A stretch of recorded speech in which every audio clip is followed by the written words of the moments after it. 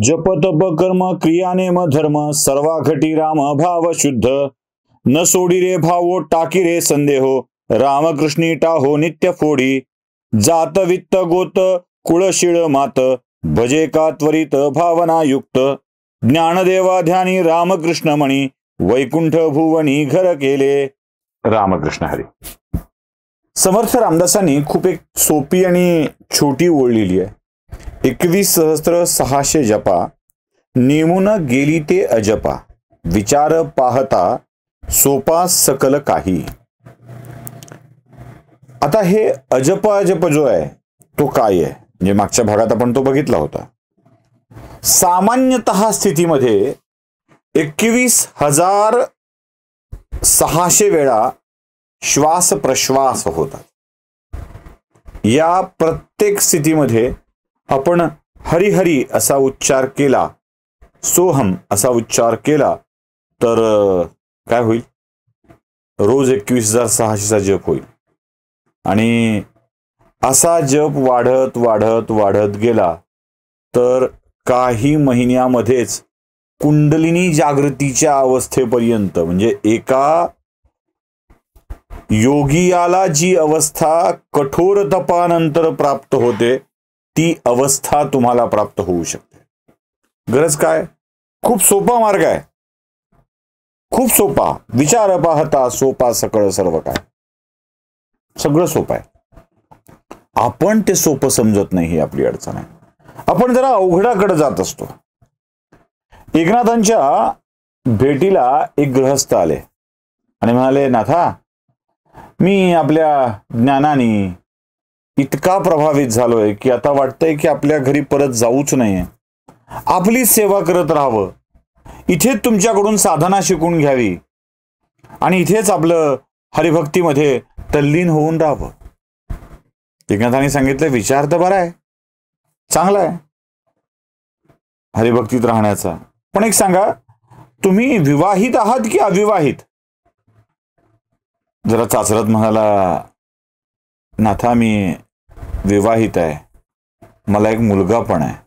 अच्छा, म्हणजे पत्नी आहे, मुलगा आहे, सगळं आहे. मग त्यांची परवानगी घेतली आहे हे सगळं करण्यासाठी? तो म्हणला, कुठलं हो, कोण परवानगी देत आहे आजकाल? म्हणजे बायको तर म्हणाली, जे काय करायचं ते घरी करा, आमचं सोडून कुठे जाताय? मुलगाही तेच म्हणतोय, कशा करता हे सगळं करताय? पण मीच ठरवलं होतं की आता आपण नाथा घरीच जायचं, दुसरे कुठे नाही. म्हणून मुलगा आणि बायको रात्री झोपेत असताना त्यांचा त्याग करून निघून आलो. चोरून आलोय, गुपचूप आलोय साधना करण्यासाठी, भक्ती करण्यासाठी. नाथांनी फार शांतपणे सांगितलं. आता नाथांनी जे सांगितलंय ते लोक निष्कारण कुठेतरी जोडतील, त्याचा खुलासा पण करतो, पण नाथांनी जे सांगितलंय ते आधी सांगतो. ते म्हणाले, बाळा, त्याग करायचा असेल ना तर तो बायकोचा, लेकराचा करू नये. त्यागच करायचा असेल तर मनातल्या दुर्गुणांचा कर, विकारांचा कर. मन शुद्ध करून टाक. एकदा मन दुर्गुणरहित, विकाररहित शुद्ध झालं की बघ, तुझ्यामध्ये सुद्धा ईश्वर वास करू लागेल. खरंच आहे ना? घरात कोणत्या राहावं वाटतं? घाण कचरा पडलेल्या, जागोजागी कचरा साठलाय, कुठेतरी कळकट मळकट कपडे झाले, त्याचाच हात पुसून पुसून पडदे हे झालेले, पडदे घाण झालेले आहेत, कोपऱ्या कोपऱ्यामध्ये कचरा पडलाय, कोणी साफ करत नाही, प्रचंड धूळ साठली आहे गाद्यांवरती. अशा घरात राहावं वाटेल कुणाला तरी? तुमच्या अंतरंगात विकार आहेत, घाण आहे सगळी. याच्याविषयी वाईट विचार, त्याच्याविषयी वाईट विचार, दारू प्यावी वाटते, जुगार खेळावा वाटतो, परस्त्री गमन करावं वाटतं, काही चांगलं नाही, कुणाचं भलं व्हावं वाटत नाही, सगळा माल राम नाम जपना पराया माल आपणा, अशी स्थिती येते. राम नाम जपना पराया माल आपणा असं असल्यावर राम नाम जपलं तरी राम येईल का? येईल? जसं तुम्हाला स्वच्छ घरात, स्वच्छ खोलीत राहायला आवडतं, तसं त्या हरीला, रामाला, भगवंताला, विठ्ठलाला कुठे राहायला आवडेल? स्वच्छ ठिकाणीच. मग मनाची स्वच्छता कशी आहे? विकारांना दूर करून, दुर्गुणांना दूर करून, मनात येणाऱ्या वाईट विचारांना दूर करून. एकदा का या विचारांना दूर केलं गेलं, विकारांना दूर केलं गेलं, दुर्गुणांना दूर केलं की मन शरीर आतून स्वच्छ होतं. योगिया सबाह्य करी निर्मळ, अंतरंग सुद्धा स्वच्छ होतं. आणि अशा स्वच्छ झालेल्या मनात ईश्वराचा वास सुरू होतो. स्वाभाविक आहे, जिथे मांगल्य आहे, जिथे स्वच्छता आहे, जिथे पावित्र्य आहे, तिथे ईश्वर येणारच की. त्या ईश्वराचं पावित्र्य आपल्या मनामध्ये सुरू होतं. म्हणून कोणाच्या विषयी विकार मनात ठेवू नका. आपल्या घरात देव यायचा असेल तर, आपल्या देहात देव यायचा असेल तर, देहात देव आल्यावर अचकट विचकट हावभाव नाहीत होत.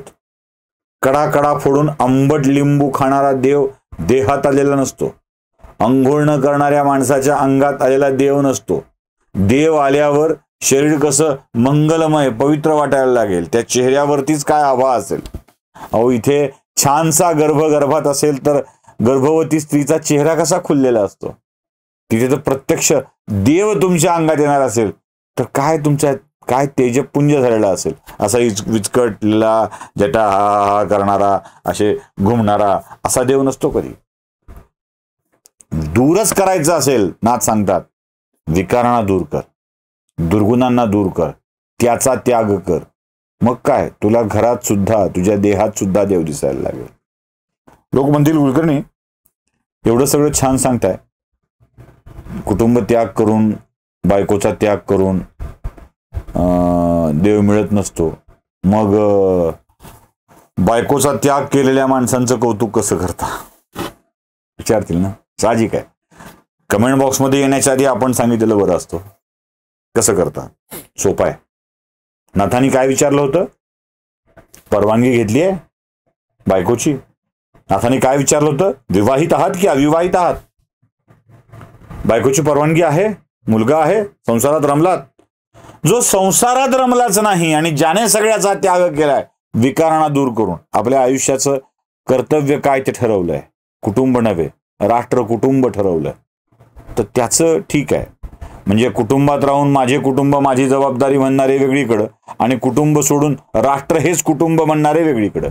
नाथांनी त्यांना सांगितलं की सोडायचं असेल ना तर विकार सोड, आणि हा विकार सोडला तर तुला आपोआप सगळा देव दिसायला लागेल. देव दिसायला लागेल हे जरी खरं असलं ना तरी देव दिसायला सुद्धा वेळ लागतो.